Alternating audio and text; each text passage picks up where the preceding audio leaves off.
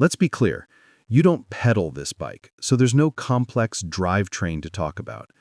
It's a simple, single-gear, chain drive system, and it's refreshingly simple and tough. The real story here is the suspension. The models I tested came with fully adjustable suspension that is worlds beyond what you'd find on the smaller Light Bee. I spent a morning setting my sag and clicking the compression and rebound adjusters, and the difference was huge. Once dialed in, the bike handled high-speed G-outs and repetitive braking bumps without flinching.